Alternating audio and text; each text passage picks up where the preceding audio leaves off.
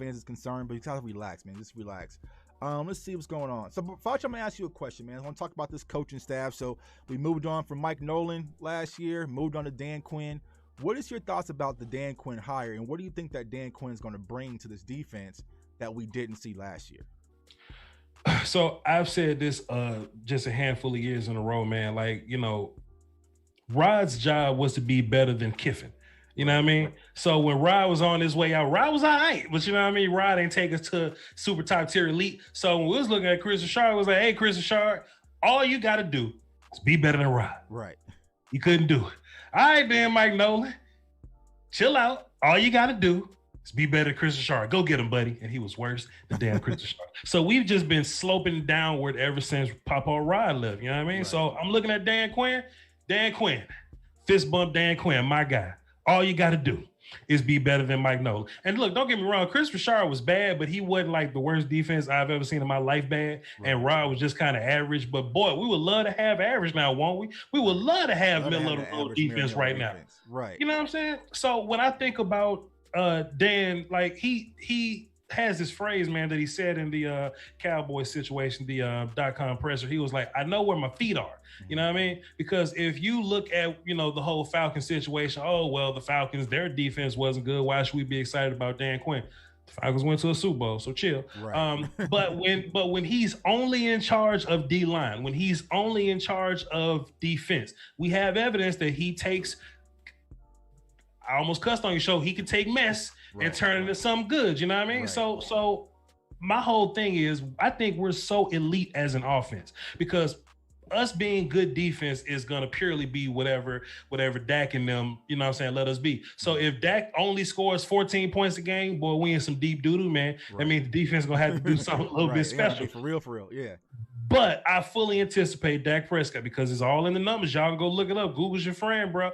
I mean, this offense is going to be so special. This offense that I think is better than Kansas City offense in theory, in practice, in application, all three of those ways. I think that they're better. So all we got to do is put up 28 to 35 points like we did last year. And the defense, hang on. Hang on for dear life. Just don't give up 42 when we put up 41. And that should be an easy gift for Dan. So, we'll see what happens. So do you think how big of that margin do you think that Dan Quinn has to be better than Mike Nolan, though? So do you think that he has to drastically come in, we have to see it, or can it be more of a slow play as far as what we see in Dan Quinn? So this is my thing. Go ahead. Yeah, because I feel like fans, they're not going to be patient. Like, they're going to want instant impact when it comes to this defense. And so how do you think that, that's going to turn out? Because from some of these players we're about to talk about, but do you think that's going to be something they're going to see from the jump, or it's going to be kind of a slow play where we see like mid-season, all right, this defense is starting to come around?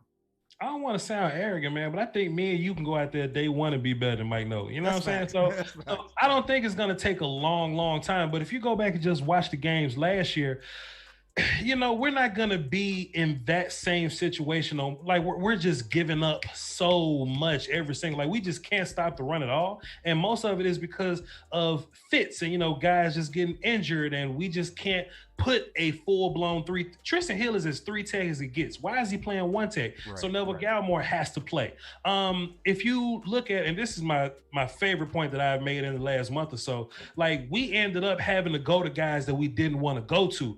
Right. We don't want to have to play Rashard Robinson, Reggie Robinson. We don't want to have to run Darian Thompson out there, right? So did we get better on defense? Yes, because the guys that were first team last year that actually played for us last year, them cats might not even make the team. Mm-hmm. So last year, we had to rely on Dorrance Armstrong for a little bit. That was this cat that we got from the Texans. We gave up a 5th round pick or something, but he was only here for some coffee and left. Right. He had to play, and we had to rely on him. Guys like Justin Hamilton, we had to rely on him.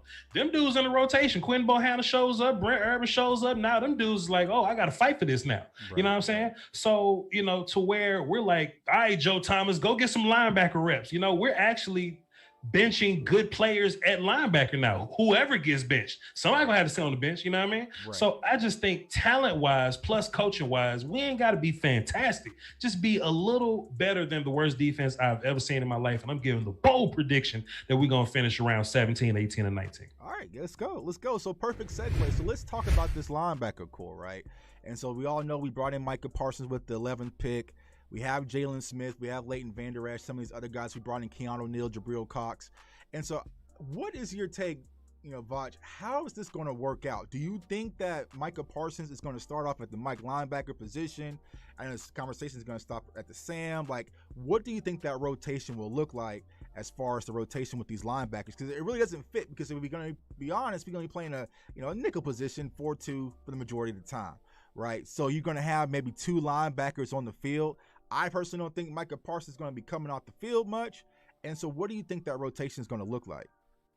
We're doing content, so I'm going to answer your question, but the real life answers, we have no clue because we don't know what Dan is thinking. You know what I mean? To where if the media people come out and say, hey, Dan, what you want to do with Jabril Cox? Oh, Jabril can go out there and cover some people, boy. He can line up in the middle. Hey, Dan, what you think about Michael Park? Oh, Michael, he's going to be at the mic, boy. He going to pass rush. He going to move all over the place. Hey, what do you think about Vander Esch and Jalen? They play linebacker. That's all. You know what I'm saying? So we don't know what he's thinking necessarily, but, there's always this offseason thing about seniority to where Micah Parsons still got to get in his man body. He hasn't felt National Football League before. He hasn't felt speed. He hasn't been hit by Derrick Henry before, let alone Zeke at practice. You know what I mean? So I don't think he's going to come off the field a lot. You know what I mean? But it has to be a rotation. It makes no other sense but it to be a rotation. So I think it's going to be Vander Esch at will, like he's supposed to be. I think Mike is going to get a lot of Mike linebacker reps, but I think Jalen's going to be getting the most reps at Mike because he's been there before. Should he stay there? I don't know, but I got a nuanced take on that. But, Mike is a guy that's going to play some Sam. And then when we switch to nickel, he can play some Mike. Or if we go into some 3-4 scheme, he can be the designated pass rush guy. We're going to learn a lot in the next couple of weeks at, California Oxnard or whatever. So we just don't know right now. But my whole thing is, this is what we really want. Regardless of what Cowboy fans tell you, once upon a time, Jalen Smith was good. In 2018, we wasn't worried about linebacker because Jalen and Vander Esch had us like, oh, what? We ain't worried about linebacker. Doing swiping, doing all sorts of stuff. All kind of little nonsense. Boy, so in my mind, if we simply get better at D-line and we simply get better at, if Dan Quinn is better than his previous coaches or whatever, if we just go back to 2018, it's going to be hard for Micah Parsons to get on the field, but I think that's a good problem to have. You know what I mean? So in a perfect world, you want your old heads to play and let Micah just get in where he fits in, and then he takes over next year. Would you think that devalues the pick of taking him at 11 though, if he's kind of a slow play? Nope, because in my mind, if your first round pick is playing immediately, then you just bad at that spot. I want to have a first round pick in Micah Parsons to come in, compete with the guy that's here and realize, damn, we too good at linebacker. We can't even play. Because if Micah Parsons don't play, it's not a problem. You just got a good ass Jalen, or you have Jalen playing good, or you have Vander Esch playing good. So it's not a problem. Draft is a 5-year conversation. So one thing that we can't do is just be like, oh, if they don't play this year, they a bust. I think that's nonsense. Like, let guys figure this thing out. Let Micah Parsons. Derrick Henry hit hard when he run into you. Like, let him know what that feels like first, and then we'll figure it out. So, nah. There's no devaluing the first round pick. Absolutely not. Okay. Let me ask you about a player, because this is one of my favorite players coming out of Texas A&M, and Anthony Hines, another linebacker. What do you know about Anthony Hines? Or we can tell the viewers about Anthony Hines. Anthony Hines. I didn't like him. I ain't gonna lie to you. Okay. All right, go ahead. Tell me why. I just didn't see the instincts translated. And that's the problem with Texas Tech and all of Texas Tech things or whatever is it's different when you see somebody in that situation than you see somebody elsewhere, or you take guys out and just plug them here. Perfect example, we talking about Texas Tech, right? Terrence Steele, they threw the ball a bunch in Texas Tech. Terrence Steele kind of held up with those little quick packages or whatever. You get to the league, you got to hold the ball for a little bit longer. So you look at Hines, the same kind of situation, man. But we need players though. So you want to do some kicking game stuff, some special team stuff. I mean, there's always a place for somebody, but I just don't see it here. Not in Dallas in particular. Okay. Yeah, because when I watched him, I like his explosiveness. He has athleticism, so I feel like he can add. Now I think